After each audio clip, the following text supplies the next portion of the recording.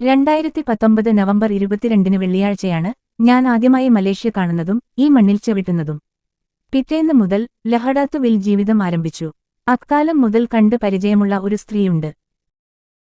മുഷിഞ്ഞ് ചടച്ച വേഷവും വൃത്തിലവലേശമില്ലാത്ത ശരീരവുമായി കടത്തിണകളിൽ ഞരങ്ങിത്തീരുന്ന നിർവികാരത മുട്ടിയ ഒരു മനുഷ്യയുടൽ. തന്നെ കടന്നുപോകുന്നവർ നേരെ കൈനീട്ടി അവരുടെ ദയാവായ്പുകളായി കിട്ടുന്ന റിങ്കിറ്റുകൾ മടിശീലയിൽ തിരുകി രാവും പകലുമില്ലാതെ യാചന മാത്രമായി കഴിഞ്ഞു കൂടുന്ന ജീവൻ. അലീഫ് ബോക്ക് ഹൌസിനു മുമ്പിൽ പിതാവ് ആരെന്നറിയാത്ത പിഞ്ചു കുഞ്ഞുമായി അവരൊരു പതിവ് കാഴ്ചയായിരുന്നു. 70-ലധികം വയസ്സോന്നിക്കുന്ന ഇവരുടെ അമ്മയും പലപ്പോഴും ഈ യാചന പരിപാടിയുമായി പറയത്തക്ക ആരോഗ്യ പ്രശ്നങ്ങളൊന്നും ഇല്ലാതെ ഇവിടെ കറങ്ങിത്തിരിയാറുണ്ട്. തന്റെ മകൾക്ക് ഭർത്താവില്ലെന്നും കുഞ്ഞിന്റെ പിതാവാരാണെന്ന് തനിക്കറിയില്ലെന്നും അവരാണെന്നോട് പറഞ്ഞത്.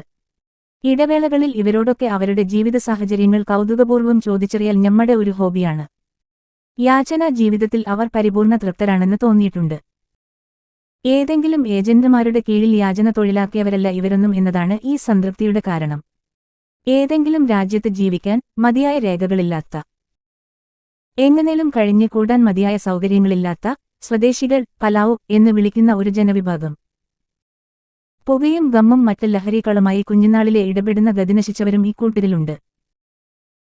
കിട്ടുന്ന ചില്ലറ നോട്ടുകളും നാണയങ്ങളും മാറ്റി 50-ന്റെയും 100-ന്റെയും കറൻസികളാക്കാൻ അവർ ഞാനിരിക്കുന്ന കടയിൽ വരാറുണ്ട്. കുറെ കാലങ്ങൾക്ക് ശേഷം ഇന്നത്തെ പ്രഭാത സവാരിയിൽ യാദൃശ്ചികമായി അവരെ ഞാൻ കണ്ടുമുട്ടി. അത്യാവശ്യം നല്ല ഡ്രസ്സ് ധരിച്ചിരിക്കുന്നു. അഴുക്കും അശണ്ടകളുമില്ല. കണ്ടപ്പോൾ തന്നെ ഉസ്താദ് എന്നൊരു പതിഞ്ഞ വിളി അവരിൽ നിന്നുമുണ്ടായി. ഒട്ടും പ്രതീക്ഷിക്കാത്ത ആ അഭിസംബോധന അവർ വകവെച്ചു നൽകുന്ന ബഹുമാനാദരവുകളെല്ലാം ബഹിർസ്ഫുലിക്കുന്നതായിരുന്നു. വളരെ മോശം അവസ്ഥയിൽ മാത്രമേ അവരെ ഞാൻ കണ്ടിരുന്നുള്ളൂ. ഇത്രയും മാറിവരുന്നൊരു സാഹചര്യത്തിലേക്ക് അവരൊരിക്കലും എത്തില്ല എന്ന് ചിന്തിച്ചുറപ്പിച്ചതാണ്. അവരാണ് ഈ ഒരു രൂപത്തിൽ.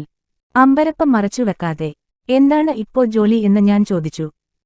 പലാവ് മക്കൾക്ക് മജ്ലിസ് ദേര സൗജന്യ വിദ്യാഭ്യാസം നൽകുന്നുണ്ടത്രേ. ബസ് സ്റ്റാൻഡ് പരിസരത്ത് ആരുടെയൊക്കെയോ സഹകരണത്തോടെ സ്കൂൾ പ്രവർത്തിക്കുന്നുണ്ടത്രേ. കുട്ടികൾക്ക് വേണ്ട സഹായങ്ങൾ ചെയ്യുന്ന ജോലിയാണത്രേ ഇവർക്ക്. വലിയ നിലവാരത്തിലല്ലെങ്കിലും 5 വർഷം മുമ്പുള്ള വൃത്തികേടിന്റെ ലോകത്തുനിന്നും അവർ യാത്ര പറഞ്ഞ് പുതിയ ചുവടുവെക്കുന്നുവെന്ന് കേട്ടറിഞ്ഞപ്പോ വലിയ സന്തോഷം.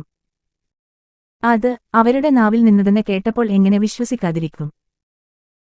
യാചന ശീലമാക്കിയവർക്ക് ഒരിക്കലും അതിൽ നിന്ന് മോചിതരാവാൻ സാധിക്കില്ല എന്ന എന്റെ തീർച്ചയ്ക്ക് മൂർച്ചയില്ലെന്ന് ബോധ്യം വന്ന സന്ദർഭമാണിത്.